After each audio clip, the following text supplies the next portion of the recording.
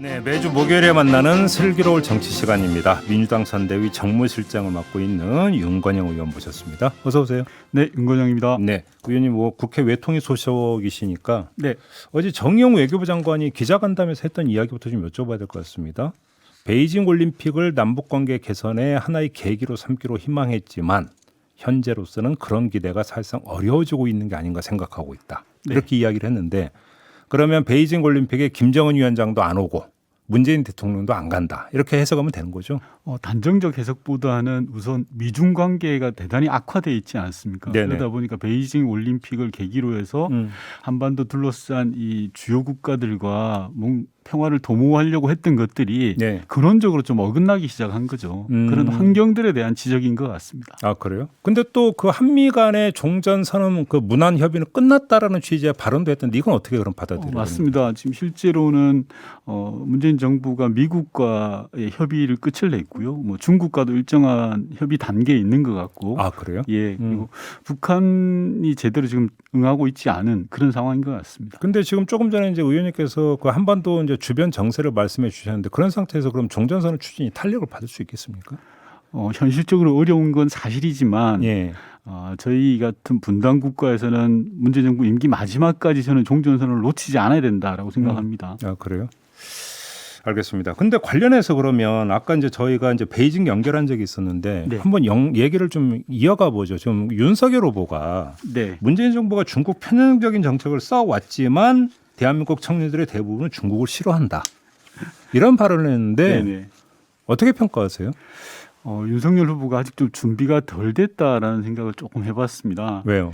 만약에 대통령이 그런 발언을 했다 그러면 이것은 말 그대로 대형 외교 참사입니다. 쉽게 말해서 외교의 기본을 잘 모르시는 건 아닌가 싶어요. 네, 대통령의 네. 말 한마디가 얼마나 중요한지 예. 아다르고 어다르거든요. 대선 후보도 마찬가지입니다. 우리나라 국격이 높아지면서 주변 국가들이 많은 관심을 보이고 있습니다. 대단히 조심해야 되는데 잘못된 말 한마디가 엄청난 시그널을 줄 수도 있다는 생각이 들고요. 그리고 두 번째로는 국제관계에 대한 안목과 이런 통찰력이 보이지 않습니다. 죄송한 그래요? 말씀입니다만 예. 예를 들어서 윤석열 후보의 발언이 중국에 진출해 있는 우리 기업들에게 어떤 영향을 미칠 것이냐. 윤석열 후보야 모르고 연못에 자기는 모르고 돌멩이 하나 던졌다고 치더라도 그 돌멩이에 맞는 개구리 생각은 해보셔야 되는 거 아니에요. 근데 어제 그 통일연구원에서 그 조사한 결과를 내놓은 걸 보면 실제로 싫은다라는 조사 결과가 나왔잖아요. 예. 외교는 국민들의 그런 의식의 흐름이 있다 하더라도 대한민국의 수장으로서 해야 될 위치와 역할 그리고 메시지가 있는 겁니다. 아, 그런 점에서 그러면 얼마 전에 했던 사드 발언도 상당히 문제가 좀 있는 발언이라고 상당히 문제가 있고 중국 내에서도 민감하게 반응하고 있다라는 정보를 들었습니다. 보시죠. 뭐 사드가 이제 중국을 겨냥한 거다라는 네, 어떤 그렇습니다. 그러니까 지금까지는 이제 북한 네. 미사일 어떤 대응용 이렇게 이제 우리 이야기해왔는데 정부의 진보와 보수를 떠나서 사드에 대한 입장이었죠, 사실상. 예, 그래요. 그러면 얘기를 조금은 더 그러니까 이어가서 윤석열 후보가 또 어제 어떤 이야기를 했냐면 현 정부를 향해서 좌익 혁명 이념, 북한 주사 이론 이런 걸 배워서 마치 민주화 투사인 것처럼 끼리끼리 도와가며 살아온 집단이라고 했고 예. 무식한 삼류 바보들을 데려다가 정치를 해서 망쳐놨다고 했거든요. 네. 좀 저는 품격을 지켰으면 좋겠다라는 말씀을 드리고 싶습니다. 네. 아무리 궁하고 어려워도 예. 그 제1야당의 대통령 후보인데 최소한의 격은 좀 지켰으면 좋겠는데 네. 많이 궁하고 어렵은가 보다라는 생각이 들고. 궁하다라는 게 지지율 하락을 지금 말씀하시는 그렇죠. 겁니까? 지금의 이제 당신의 처지가 예. 궁한 것 같고요. 예. 소위 말하는 보수의 심장에 가서 오히려 자극하기 위해서 그런 말씀들을 하셨던 것 같은데 네. 번지수를 잘못 짚었다라는 말씀을 드리고 싶습니다. 효과가 없을 거라고 예, 보십니까? 왜요? 문제의 왜 본질은 예. 대통령 후보로서의 리더십이 실종되고 컨텐츠가 없어서 그런 거 아닙니까? 예. 자다가 남의 다리를 건드리는 셈인 거죠. 그러니까 본인 문제인데 자꾸 안티테제로 계속 접근을 하고 네. 네거티브로 접근을 하다 보니 국민들에게 감동을 주지 못할 거라는 생각이 들고요. 네.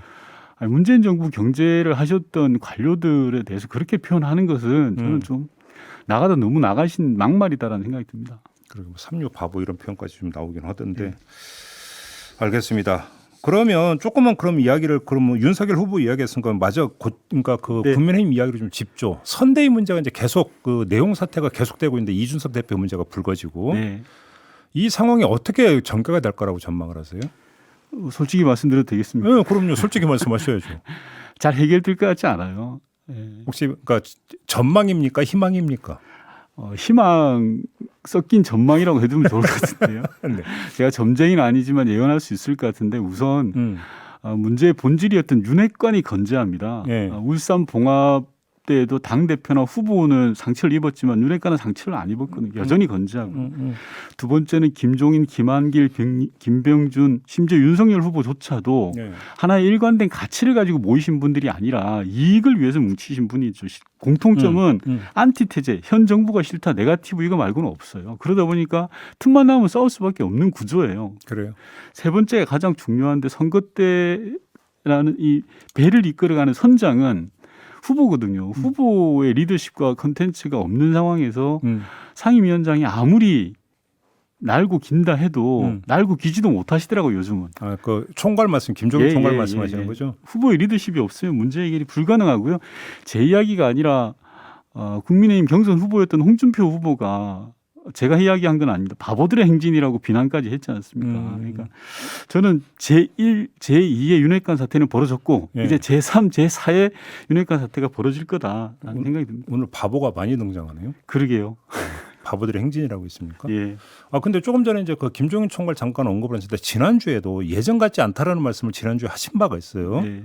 그래서 좀 궁금했을 쪽으로 이제 지금 이제 김종인 총괄이 이제 서서히 그립감을 지금 이제 그 올리고 있는 것 같은데 그럼에도 불구하고 역부족일 거다 이렇게 보시는 겁니까? 저는 역부족이라고 생각을 하고요. 예. 이준석 당대표가 돌아가는지 마는지 이런 언론의 해석이 있더라고요. 돌아가는 게 큰 의미가 없다라는 생각이 들고 이미 기스가 날 대로 나버렸고요. 흠집. 예, 예. 흠집이 날 대로 나버렸습니다. 네. 이 봉합도 한 번은 몰라도요. 예, 힘들다고 봅니다. 근데 김종인 총괄이 예전 같지 않다라는 그 평가는 왜 하신 거예요? 어떤 근거로 하신 거예요? 김종인 위원장이 2016년이나 그 이전에도 보면 예. 김종인 위원장의 스타일이 있습니다. 예. 아젠다를 세팅을 하고 그 아젠다를 끌어가는 힘으로 전국을 운영해 오셨는데요. 예컨대 2012년에는 경제민주화라는 네, 아젠다를 그렇죠. 세팅을 하셨죠. 그렇죠. 근데 지금은 그런 가치와 아젠다가 없습니다. 이제 그 엊그제 보니까 이제 공정경제 이런 얘기 이제 슬슬 꺼내던데요. 아, 너무 늦었죠. 늦었다. 예, 예, 아, 예. 그렇게 보시는 거구나. 알겠습니다. 이제 남의 집 이야기를 했으니까 이번에는 이제 그 네. 우리 집 얘기를 윤건영 의원 입장에서 우리 집이 될 텐데요. 네. 슬로건을 바꿨습니다. 그렇습니다. 어제 발표를 했습니다. 나를 위해 이재명. 저희가 앞서서 JB타임즈에서 10월에 의원님이 말씀해 주신 이번 선거는 이익투표적 성격을 띠고 있다라는 어떤 진단을 저희가 틀었는데 네. 이익투표이기 때문에 나를 위해라고는 슬로건 채택한 걸로 해석을 하면 되는 겁니까?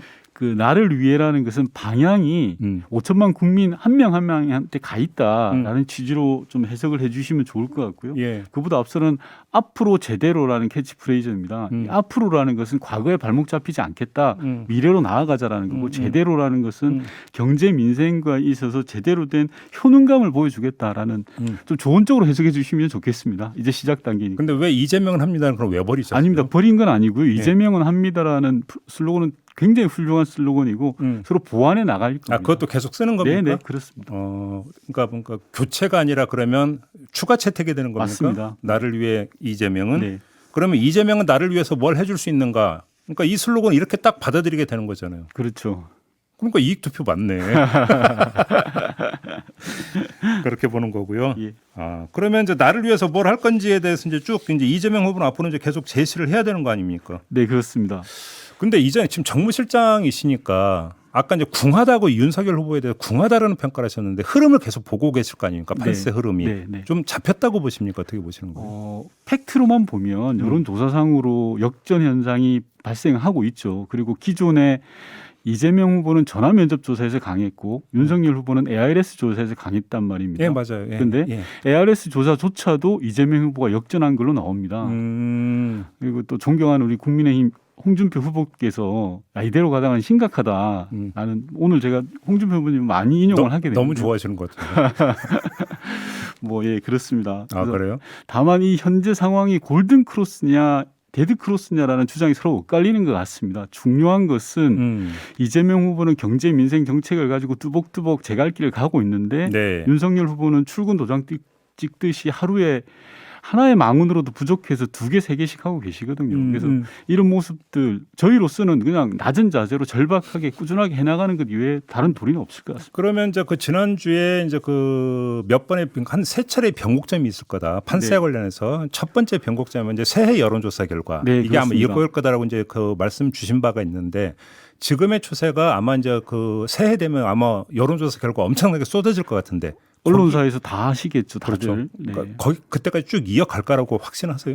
저는 대체적인 흐름은 이어갈 것이라고 보고요. 예. 1월 신년 여론조사는 일종의 밴드웨건 효과까지 더해서 예. 1월 한 달에 대한 방향타 역할을 할 겁니다. 바로 예. 제가 여쭤보고 싶은 게 바로 그건데 새해 여론조사에서 그러니까 이재명 후보 앞서는 걸로 나온다면 예. 이게 그 2월 초에 있는 설날까지 계속 이어질 거다 이렇게 보시는 겁니까? 기본 흐름은 이어질 겁니다. 그래요? 예. 근데 지금 국민의힘 같은 경우는 이제 내부 정비를 올해 안에 맞추고 올해라고 해보자 내리 끝이긴 합니다만 새해부터 정책 드라이브를 걸겠다 아마 이런 구상이 같은데 김종인 총괄의 구상은 글쎄요. 지금 하시는 거 보면 전혀 그렇지 않은데요. 네거티브로만 열중을 하고 계신데 물론 국민의힘이 최단시간 내에 이 국면을 수습해 나간다면 네. 그럴 여지가 없는 것은 아닙니다. 예. 그건 좀 지켜봐야 될 부분이 있는 거죠. 그래요? 네. 아무튼 그러니까 조금씩 이제 그 격차를 벌이면서 좀 대세를 잡아가고 있는 거 아니냐 조심스럽지만 이런 진단이신 걸로 정리를 하면 되는 겁니까? 네, 흐름은 좀 잡혔다라고 그냥 말씀드릴 수 있을 것 같습니다. 근데 어제 저희가 이제 그 국민의힘 선대위에 그 김근식 정세 분석실장하고 인터뷰를 했는데 윤석열 후보에서 빠지는 건 맞지만 그렇다고 이재명 후보로 가는 건 아니다. 그래서 관망을 하거나 이제 요거는 이제 제 해석인데 일부는 지금 안철수 후보 쪽으로 가는 게 아니냐 이런 진단이 좀 있더라고요. 어떻게 읽고 계세요? 제가 누누이 말씀드리지만 여론조사는 단건 하나하나로만 해석해가지고는 우를 범할 수 있습니다. 예. 흐름을 봐야 되는 거예요. 네, 그렇죠. 윤석열 후보의 지지율의 흐름은 지금 계속 빠지고 있는 음. 추세인 거죠. 계속되는 망언과 실수로 인해서 이재명 후보는 단단히 채워가고 있는 느낌입니다. 일부 여론조사에 의하면 40%를 돌파한 것도 있죠. 여론조사라는 게 한순간에 점프업하지 않습니다. 네네. 계단 형식으로 조금씩 다져가는 거라고 생각을 하거든요. 예. 그런 차원에서 봐주셔야 되지 않을까 싶습니다. 송영길 대표가 며칠 전에 안철수 후보를 이제 거론을 하지 않았습니까? 네. 이 여론 흐름하고 연결돼 있다고 봐야 되는 거죠. 뭐 그건 대표님의 그런 큰 뜻을 제가 잘 알지는 못하겠고요. 네. 답변 드리는 게 적절치 않을 것 같습니다. 지금 아끼시는 거죠? 예, 그런 아끼는 겁니까? 겁니다. 아끼는 겁니까? 네, 혹시 그럼 무슨 얘기가 있는 겁니까? 혹시? 아닙니다. 얘기가 있으면 저희가 적극적으로 홍보를 해야죠. 그런 건 아니고요. 예. 지금 이재명, 윤석열 두 후보 간에 지금 이제 쟁점으로 부상한 게 그 토론 문제잖아요. 네, 네. 지금 그 윤석열 후보는 어제 가짠타라는까지 표현까지 썼어요. 어떻게 그게 받아들이세요? 상대 후보한테 하실 말씀인가요? 네. 아무리 흥분되시고 계속 뭐 궁하다는 표현 쓰지만 궁하시더라도 그래도 최소한의 그 품격이라는 건 있는데요. 예. 좀 말씀이 좀 과하신 것 같아요. 저희가 그 말에 맞장구를 치면 저희까지도 이게 값어치가 떨어질 것 같아서 제가 참 말씀드리기 민망한 수준의 말씀들을 어제 많이 하셨더라고요. 그래요? 네. 왜 TV 토론 안 받는다고 보세요, 그러면? 실력이 없으니까 그러시겠죠. 뭐 그 길게 설명할 게 아닌 것 같습니다. 그냥 자신 간단- 있으면 하시죠. 자신이 없으니까 안 하시는 거죠. 그래요? 예. 알겠습니다. 너무 단호하게 말씀하시니까 너무 쉬운 문제라. 더 있으면 질문을 못 드리겠네. 공수처의 지금 그 통신조회가 네네. 정치 쟁점으로 급부상을 하고 있는데요. 의원님은 어떻게 진단을 하세요? 저는 말도 안 되는 허무맹랑한 주장이라고 생각을 하는데요. 어떤 이게 점에서요? 윤석열 후보가 검찰총장 출신이고 수십 년 검사 생활을 하신 분이잖아요. 네. 만약에 알고도 이런 말씀을 하셨다 그러면 검사를 거꾸로 생활하신 거고요. 아니라면 국민을 기망하시는 겁니다.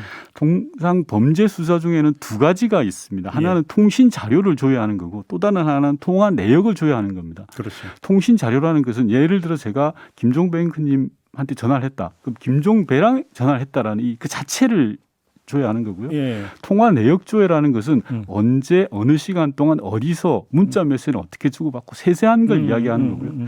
지금 국민의힘과 윤석열 후보가 이야기하는 건 이 통신 자료 제가 김종배님하고 통화했다라는 걸 문제 삼고 있는데 그 이 전화번호 주인이 누구냐? 그렇죠. 신상 누구냐. 내역을 보는. 예. 맞습니다. 과기부 자료에 의하면 예.